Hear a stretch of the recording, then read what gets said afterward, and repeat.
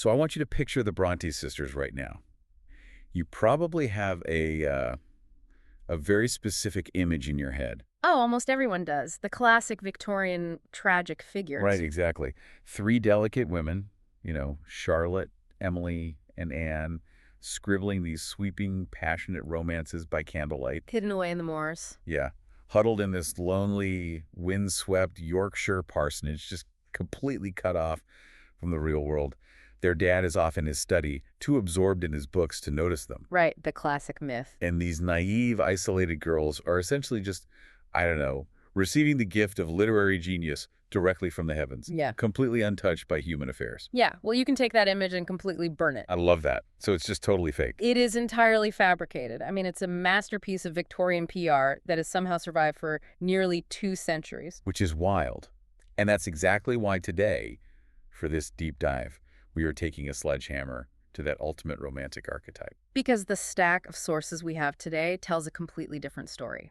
Oh, it really does. We are pulling from some incredibly dense literary criticism, some honestly terrifying works on Victorian medical psychology. Specifically, this concept of the female bodily economy, which we will definitely get into. Yeah, we have to. Plus, deep biographical research and excerpts from the Brontes' own letters and novels. And, what we're revealing here are not delicate, fainting romantics. Far from it. We are looking at fierce, highly political, and often ruthless analysts of the human mind. Right. These were women who used fiction as a literal laboratory to dissect power, sexuality, and sanity. So the mission for our deep dive today is to just deconstruct that Bronte myth completely. We're going to explore how they took the incredibly oppressive psychological and medical theories of their era and, frankly, weaponized them. And to do that properly, we're going to spend a lot of time unpacking Charlotte Bronte's often overlooked first novel, The Professor. Yes, because it's right there, hidden in plain sight, that you find the intense ideology of self-help and sheer survival that actually fueled their genius. Exactly. But I think, the best place to start dismantling this myth is to look at where it actually came from. Makes sense. Like, who started this rumor? Well, the image of the dreamy, isolated savant was largely engineered by early biographers, most notably Elizabeth Gaskell and Harriet Martineau. Okay. They painted this picture of supernatural seclusion. Martineau even went so far as to blame the so-called coarseness of Charlotte's fiction on her living among the wild Yorkshire hills. Wow. Yeah, explicitly claiming she lived in a place where newspapers were never seen. Which is just objectively hilarious when you look at the historical record. Yeah. Like, assuming the Brontes were cut off from the news is like assuming a modern political blogger living in the suburbs doesn't have Wi-Fi. That's a perfect analogy. Haworth wasn't some untouched mystical wilderness, right? Not even close. I mean, it was a rapidly industrializing area, and even Elizabeth Gaskell, whose biography was massively influential in cementing this whole myth, she accidentally told on herself. Wait, really? In her own book. She carefully notes that the road from Keighley to Haworth was heavily built up with mills and factories. She knew it wasn't a total wilderness. Oh, so she literally wrote down that there were factories everywhere, but still pushed the wilderness angle. Exactly. She pivots right back to speaking of the dreamy supernatural cast of mind that children acquired from dwelling in their supposed isolation. That is wild, because they were completely plugged into the Victorian internet, basically. Well, absolutely. From early childhood, Charlotte Brontë was a voracious consumer of newspapers.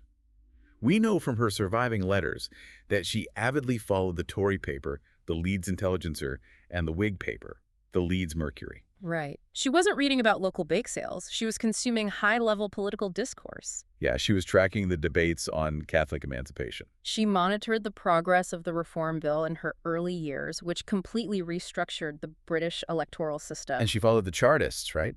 Yes. The massive working-class movement demanding political rights and universal male suffrage.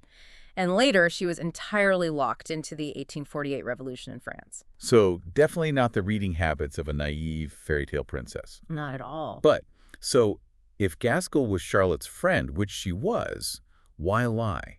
Why did Gaskell, Martineau, and frankly, a whole host of literary critics well into the 1940s perpetuate this hagiography? It's a great question. Treating them like literal saints receiving divine dictation, it feels like a deliberate sabotage of their intellectual reputation. It wasn't sabotage, though. It was a defense mechanism for Victorian society. Oh, interesting. What do you mean? This myth fulfilled a very crucial ideological function.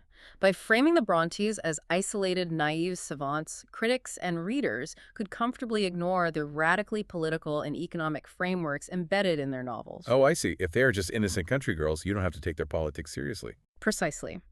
If you admit that Charlotte Brontë is a sharp, politically engaged thinker, then you have to deal with the Luddite framework in her novel Shirley. You Yeah. can't just call it a romance.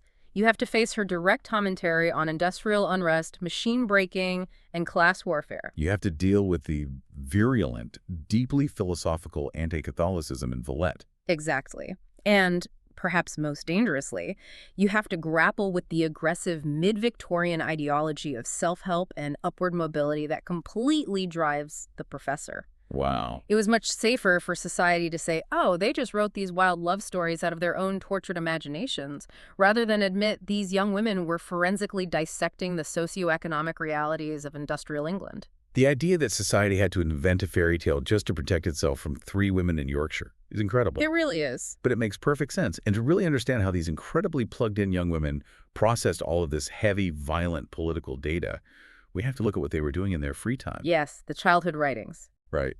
We have to look at the fictional worlds they built as kids, Yeah. which the sources call the laboratory of the mind. We are talking about the sprawling fantasy kingdoms of Angria, which was created by Charlotte and her brother Branwell, and Gondal, created by Emily and Anne. And childhood games of make-believe does not even begin to cover the sheer scale of this project. Staggering is the only word for it. They wrote these in microscopic handwriting in tiny hand-stitched books. Like literal tiny books they made themselves. Yes. And Charlotte didn't just dabble in this as a kid. She was writing these Angrian stories from early adolescence all the way into her late 20s. Wow. This was a massive, sustained, borderline obsessive literary output before she ever published a proper adult novel. And if you open those tiny books, you do not find innocent fairy tales, do you? Oh, definitely not. The world of Angria was deeply interwoven with the harsh realities of life in industrial Yorkshire.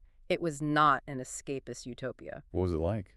Well, Charlotte and Branwell created a landscape filled with smoke-vomiting factories, brutal industrial strikes, complex political insurrections, and even racial uprisings. And this is all set against a fictionalized African backdrop, right? Exactly. Which completely shatters the idea that they were just dreaming of handsome princes. They are writing about labor disputes and colonial violence as teenagers. Yeah, they were processing the news they were reading. But what I find so fascinating is how Charlotte wrote these stories. She didn't write them as a swooning heroine. She almost exclusively adopted male narrators. Yes, characters like Charles Wellesley or Charles Townsend. So is that just the classic wishing she were a boy so she could have more power trope? Because that feels too simple for her. It is way too simple. And critics who argue that it was merely an attempt to enter a male realm of privilege completely miss the point of her project. Right. By adopting a male persona, Charlotte wasn't trying to be a Victorian gentleman. She was actively interrogating and mocking masculinity. She puts on a disguise to infiltrate the boys' club. And once inside, she uses a lower, incredibly cynical register. These male narrators don't speak in elevated poetry. What do they sound like? They use the coarse transactional language of a male pothouse fraternity. It gives her the perfect vantage point to observe the exploitative operations of male dominance and sexual excess without the constraints of Victorian feminine propriety. She is double layering the demystification of the romantic plot. Exactly. The sources highlight a specific story called Henry Hastings, where her narrator, Charles Townsend, essentially drafts an advertisement for a wife. And it is brutal. Oh, it really is. He openly states that physical deformities are totally fine as long as the woman brings cash to the marriage. It is incredibly cynical. It's the furthest thing from the romance we associate with the Brontes. It's transactional, it's cold, and it completely strips the glamour away from marriage. She is showing you the raw, exploitative machinery of gender and class relations operating just beneath the polite surface of society. So she spends her entire youth, into her late 20s, exploring this raw, unconstrained, highly cynical analysis of power and sex in Angria. Right. But she can't exactly walk into a London publisher in the 1840s and hand them a cynical takedown of the male psyche written by a woman. Definitely not. It would never have been published. So to transition that raw energy into adult, publishable fiction, she had to pass it through a filter. And this is where the story gets deeply disturbing, to me anyway, because that filter was the extremely strict, frankly damaging reality of Victorian science and medicine. We have to unpack the female bodily economy. Yeah. It is a profoundly disturbing medical reality, but it is the absolute key to understanding the psychology of their novels. Okay, lay it out for us. During the mid-Victorian era, medical science essentially defined women biologically as creatures of excess. The language used in these historical medical texts is wild. Like, they believed women were constantly throbbing with this dangerous reproductive energy. Yes. But they didn't just view it as biology. They literally mapped the female body onto a chart of economic circulation. Wait, like a financial chart? Basically, yeah. Think about the dominant economic anxiety of the time. Laissez-faire capitalism. Okay. The greatest fear in a capitalist system is the stagnation of capital. Goods and money must constantly circulate, or the system crashes. Right, that makes sense for an economy. Well, Victorian medicine took that exact economic model and applied it to the female body. They worried obsessively about the stockpiling of energy and the damming up of sexuality. So they're treating the female body like a factory. If the gears stop turning, the whole machine explodes. Exactly. They believed that this reproductive energy, particularly menstruation, had to be constantly circulated. It's so mechanical. The medical texts argued that women needed to retain physical and mental purity by, and I am quoting the historical sources here, constant sluicing through her dark drains. Oh my God, it's horrifyingly vivid. It sounds like they're talking about Victorian plumbing, not human beings. Because they viewed it mechanically.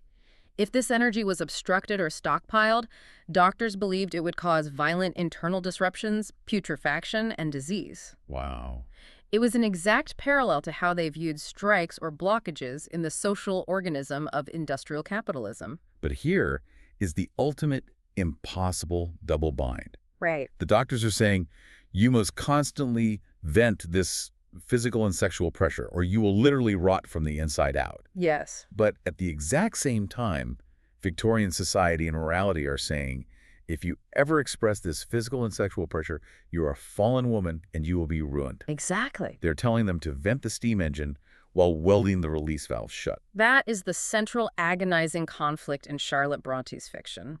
Whether a woman's sexual energy was overtly expressed or inwardly contained, it was deemed inevitably harmful. This is a lose-lose situation. Completely. You express it, you face social ruin. You repress it, you face medical ruin. No wonder her characters are constantly vibrating with anxiety. You see her heroines relentlessly pursuing self-definition, trying to carve out an identity, but the absolute second they do, they are crushed by remorse and fear. Yes, look at Caroline Helstone in the novel Shirley. What happens with her? She desperately wants to speak openly about her feelings, but she stops herself, believing that doing so would be self-treachery, a defiance of nature's instincts. She has internalized the idea that her own desires are toxic. Jane Eyre takes this internalized terror to an even more extreme level, doesn't she? She really does. Jane habitually uses the language of abortion and monstrous motherhood to define the deformed thing produced by her own rebellious thoughts. That is so dark. When she feels angry or passionate, she doesn't just feel guilty, she feels like she's giving birth to a monster. Wow. The internalization of these oppressive medical models creates a constant sensation of self-defeat and self-consuming torment. There's a quote from Jane Eyre that perfectly captures this feeling of being burned alive by your own contained energy. Oh, the Heath quote. Yes. After Jane stands up to her abusive aunt, Mrs. Reed, she describes her own mind. She says, a ridge of lighted heath, alive, glancing, devouring, would have been a meet emblem of my mind when I accused and menaced Mrs. Reed. The same ridge, black and blasted after the flames are dead, would have represented as meetly my subsequent condition. It's a brilliant use of rhetoric. Charlotte takes the common medical image of female sexuality fire, uncontrollable destabilizing energy, and transforms it into a surgical tool. She turns it around on them. She shows you exactly what happens when you internalize those models.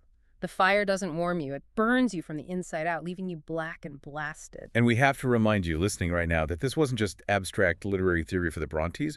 This was literal life and death. Absolutely. The historical medical context of the time attributed consumption, what we now know as tuberculosis, to the obstruction of menstruation. Which is devastating, because consumption is the exact disease that killed all of Charlotte's sisters, Maria, Elizabeth, Emily, and Anne. It's just so tragic. Charlotte is forced to watch her entire family waste away and die, while the medical establishment is essentially claiming that the nature of the female body itself, this supposed inability to properly circulate energy, is to blame. It's infuriating. So Charlotte is dealing with the grief of losing her family, the suffocating constraints of Victorian medicine, and her own intense, cynical understanding of power from her Angrian days. All of these pressures collide when she sits down to write her very first adult novel, a novel entirely built around the mechanics of extreme self-control and economic survival. Which brings us to the core focus of our deep dive today, the professor. The Professor is arguably the most crucial text for understanding Charlotte Bronte's underlying ideology, precisely because it acts as the crucible where her Angrian youth crashes into her Victorian adulthood. And it confuses so many readers. I mean, Charlotte Brontë is celebrated as this pioneer of female interiority, right? The woman who gave us Jane Eyre's blazing feminist declarations. Yet, for her very first adult novel, she writes from the perspective of a man. The protagonist is William Crimsworth. Why make that pivot?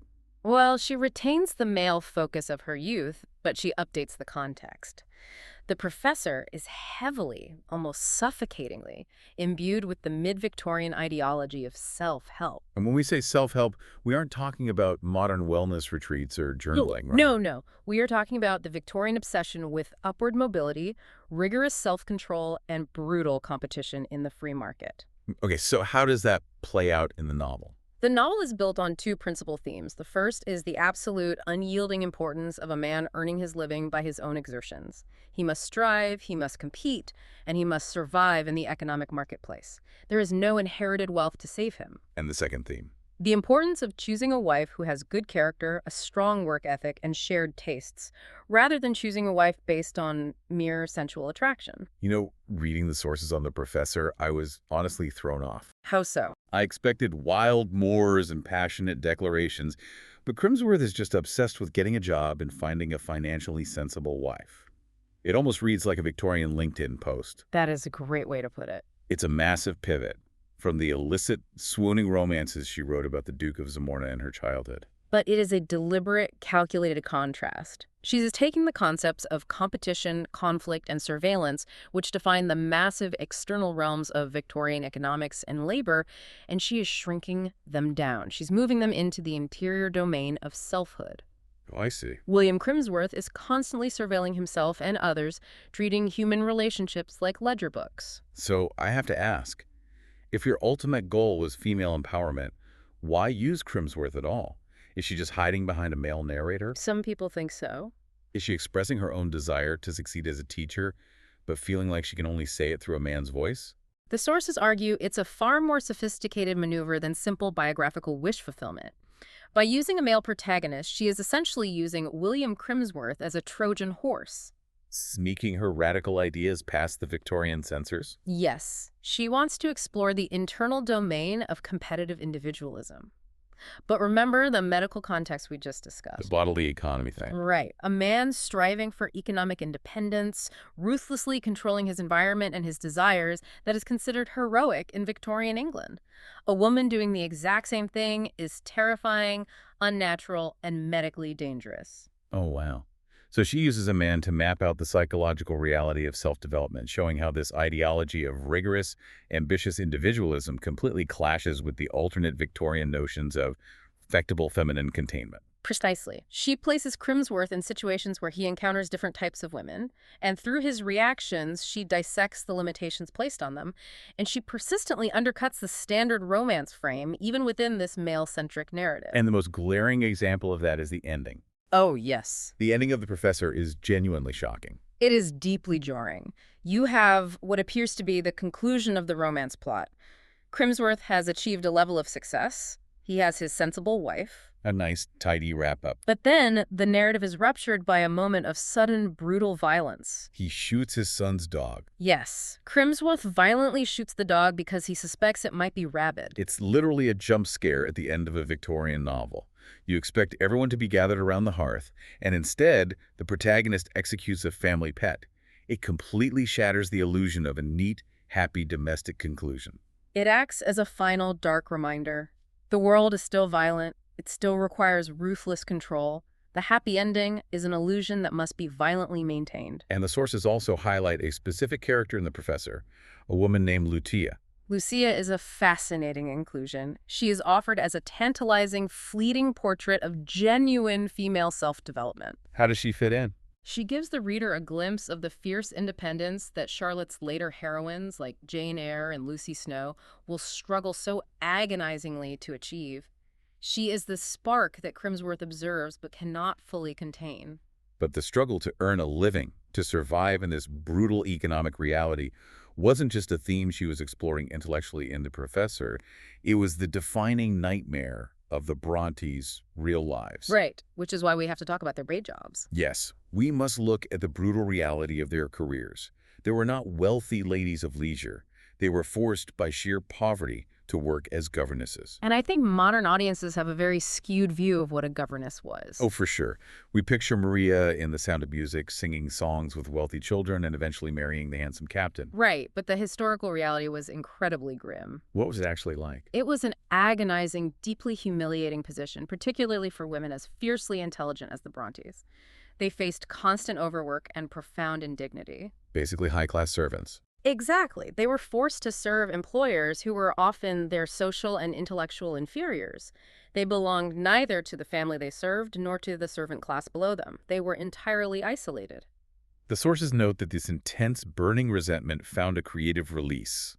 It forced Charlotte to create a completely new type of heroine. Yes. Instead of a beautiful, wealthy aristocrat, she created the plain, dependent, impoverished female who aggressively demands self-respect. Jane Eyre and Lucy Snow are quite literally born from the rage of the oppressed governess.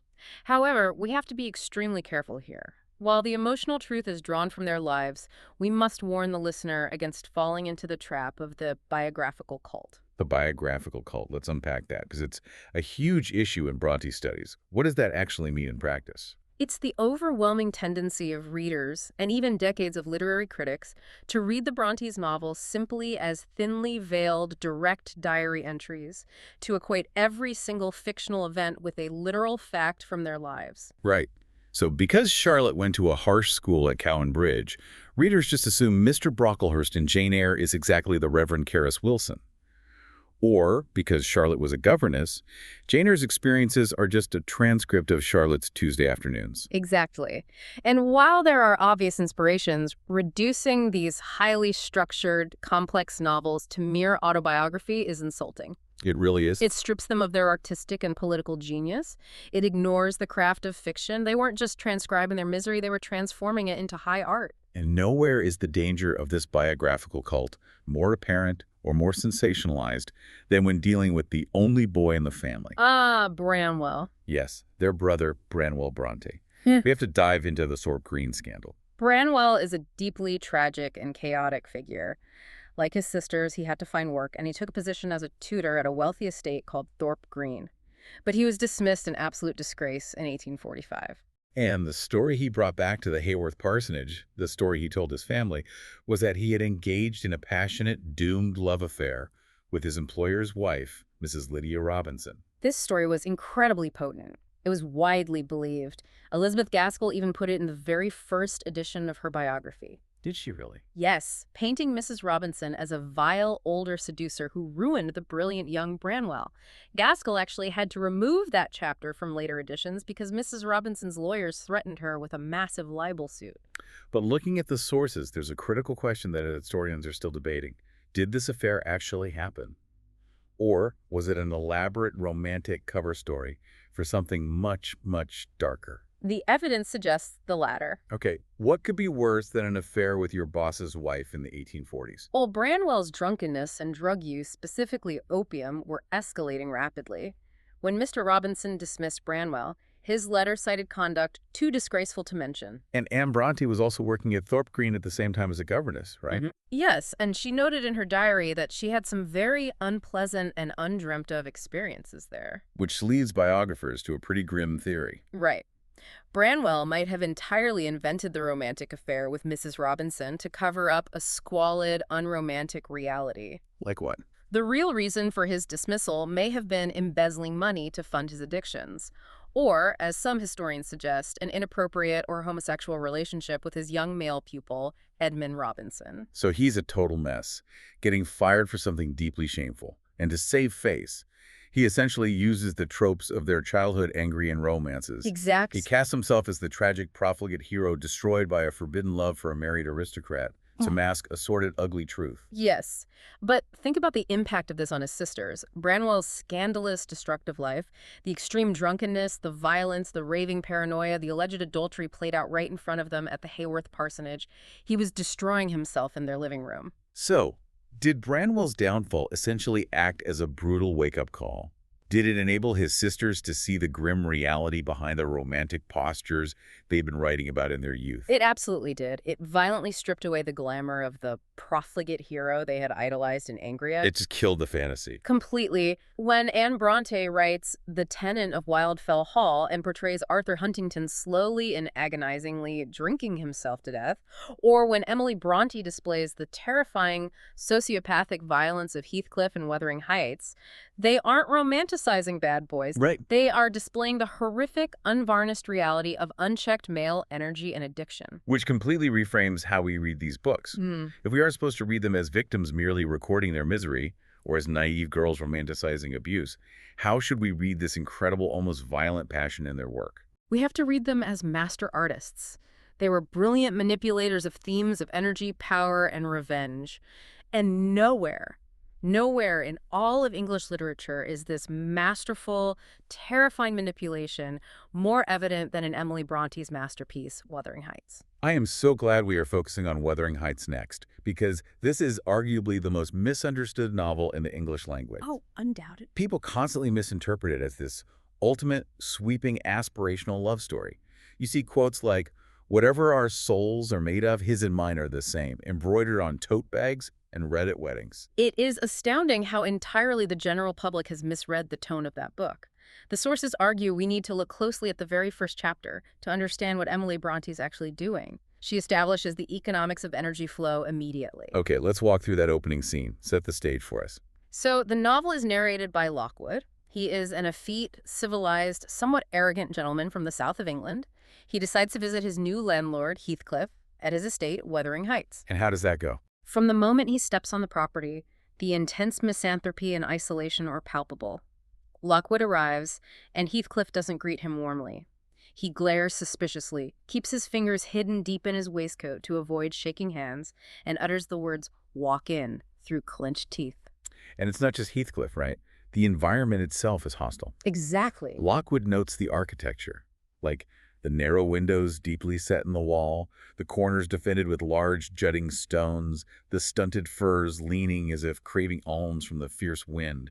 The house is built like a fortress to keep people out. But the absolute pinnacle of this hostility, the moment that reveals the true nature of Wuthering Heights, is Lockwood's interaction with the dogs. Oh, yes. Lockwood, trying to be a polite society gentleman, attempts to pet the canine mother, a huge, terrifying pointer. It's literally a jump scare in a Victorian novel. It is. The dog sneaks wolfishly to his legs, her lip curled, her white teeth watering for a snatch. Lockwood tries to pet her, and she gives a guttural gnarl. And Heathcliff does nothing. Heathcliff doesn't call the dog off. He just growls, "You'd better let the dog alone. She's not accustomed to be spoiled." And then Heathcliff leaves the room. And Lockwood, feeling awkward, makes faces at the dogs. Suddenly, he is attacked by a swarm of four-footed fiends.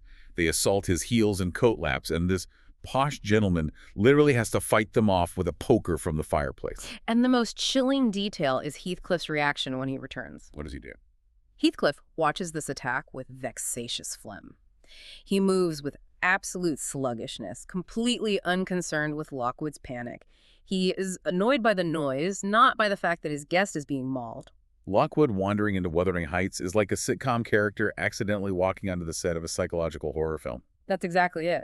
He tries to apply the rules of polite society, completely misreading Heathcliff's terrifying hostility as just brooding gentlemanly reserve. And that scene perfectly establishes the economic reality of the Heights. Everything is about resource hoarding and guarded boundaries.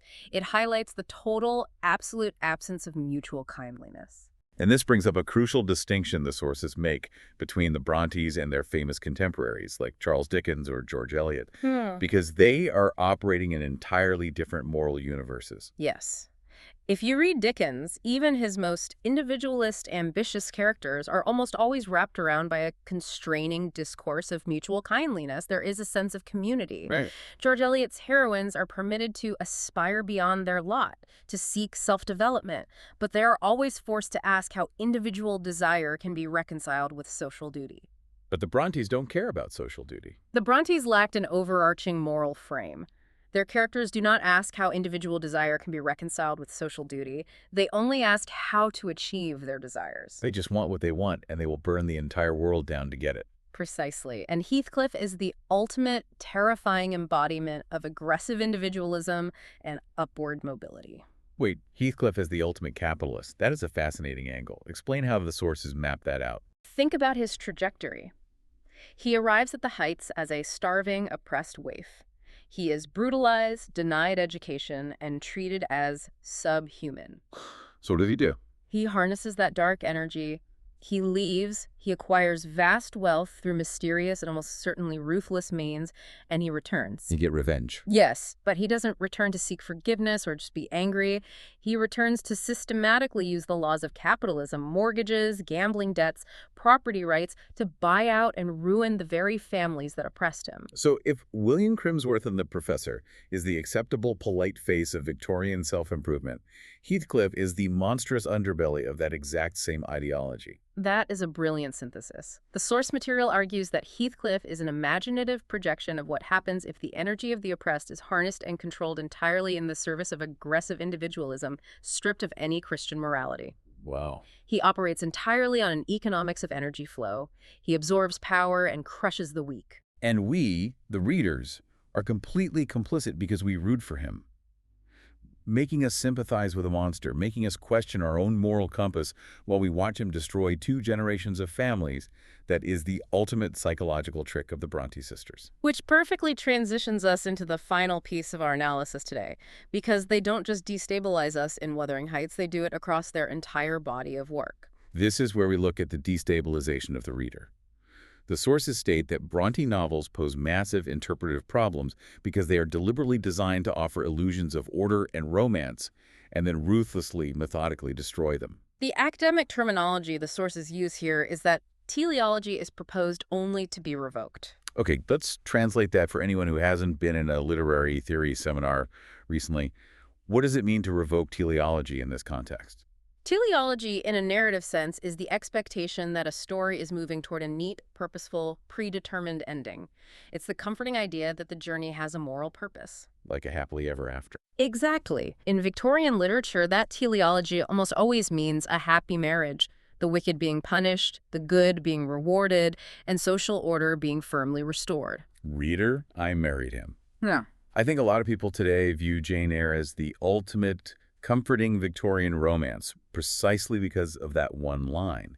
But you're arguing, based on the text, that these books are actually designed to sabotage the romance plot from the inside out. I am. Let's look closely at the specific endings cited in the sources. We already deeply analyzed The Professor, where the supposedly happy domestic romance concludes with William Crimsworth violently shooting his son's dog. Right. That singular act shatters the domestic peace and revokes the teleology of the safe home. What about Charlotte's other novels? Take her final masterpiece, Villette. It has a famously dual, ambiguous ending. The heroine, Lucy Snow, has gone through hell. She has finally established her own school, she has her independence, and she is waiting for her fiancé, M. Paul, to return from a long voyage. And then what happens? But as he is sailing home, a terrible, apocalyptic storm hits. Charlotte essentially breaks the fourth wall and tells the reader, if you want a sunny, happy ending, go ahead and imagine he survives the storm. But all the textual clues, the dark atmosphere, heavily imply he drowns. She gives you a choose-your-own-adventure ending, but she does it in a way that makes you feel stupid for choosing the happy option. She invokes the readerly fantasy of a happy ending only to mock your desire for it. Exactly. Or look at Shirley. The novel deals with massive, violent political and social conflicts, Luddite riots, starvation, class warfare, but it ends with a facetious winding up. where the narrator basically shrugs off the deep problems of the novel to abruptly rush the main characters to the altar. That feels intentional. It's so sudden and artificial that it makes it glaringly clear the marriage plot is just a construct. It doesn't actually solve the real problems of industrial England. We have to go back to Jane Eyre. We always remember the triumphant marriage, but we conveniently forget the catastrophic cost. Yes. When Jane finally returns to Rochester, he is not the dashing master of Thornfield. He is terribly maimed, blinded, and missing a hand from the fire. And the setting isn't great either. No, Jane doesn't find him in a beautiful, sprawling manor. She finds him at Ferndean, a damp, decaying manor hidden deep in a dense, unhealthy wood. It is a profoundly compromised, damaged conclusion. It is a victory, yes, but one born out of mutilation and isolation. So why do they do this to us? Why do they refuse to give the reader the satisfaction of a clean, comforting ending? Because the Brontes refuse to provide a dispassionate voice of literary or medical authority that leaves the reader feeling safe. If you read a Dickens novel, the narrator's voice is like a warm blanket, assuring you that despite the suffering, order and goodness will prevail. But with the Brontes. In the Brontes' work, there is no overall moral vision to fall back on. The reader is stripped of their defenses and drawn directly into the psychological turmoil. We are forced to undergo what the sources call a fundamental destabilization of selfhood. Just like the protagonists, the ground is constantly shifting underneath us, and we are never allowed to feel completely secure. They are maddening, tormenting novels by design. They force you to question your own cherished assumptions about subjective integrity, moral order, and literary unity. Wow. Okay, I want you, the listener, to take a deep breath as we bring you back from the depths of the Yorkshire moors. Let's recap this incredible journey. It's been quite a ride. It really has. We started by taking a sledgehammer to the myth of the isolated, naive Hameworth Parsonage, establishing that the Brontes were hyper-aware, politically engaged analysts of industrial England. We then explored the terrifying reality of the Victorian female bodily economy. We saw how the Brontes took the oppressive medical theory that a woman's energy was a dangerous, stockpiled force that had to be contained, and turned it into a brilliant literary weapon to explore internal psychological torment. We looked at the intense, ruthless survivalism encoded in Charlotte's The Professor, using a male narrator as a Trojan horse to dissect the brutal realities of self-help and competitive individualism. We looked at the tragedy of Branwell Brontë and how his very public self-destruction stripped the glamour from their childhood romances. And we peered into the terrifying moral voids of Emily's Wuthering Heights, where characters like Heathcliff operate solely on an economics of energy flow and aggressive individualism, completely devoid of social duty. Finally, we saw how they deliberately revoke the comforting resolutions of the romance plot to destabilize us, forcing us to confront the messy, violent reality of human desire. Right. So, what is the ultimate takeaway for you listening today? The next time you encounter a Brontë novel on a bookstore shelf or you see a trailer for the latest sweeping, moody film adaptation, I want you to remember this deep dive. Do not look for a simple love story. Do not look for a comforting Victorian romance. You should look for a radical survival guide. These books were written by women who were fighting a literal and psychological war against the constraints of Victorian society, medicine, and economics. Every passionate declaration, every violent outburst, every revoked ending is a highly calculated move in that war. It completely reframes everything we thought we knew about them. Long before modern psychiatry gave us the clinical vocabulary for repression, the subconscious, and the fractured self, the Brontë sisters had already mapped the human psyche in staggering, terrifying detail. Which is an incredible achievement. Which leaves us with one final, profound thought to mull over. What if the most enduring legacy of the Brontes isn't the invention of the brooding romantic hero, but the invention of the modern, psychologically fragmented human being? They showed us the muddy, violent waters of the human mind long before we had the tools to even try and clear them. They didn't just write novels, they built the blueprint for modern psychological warfare. And they did it all while the world was busy trying to pretend they were just quiet girls staring out a window. Absolutely brilliant.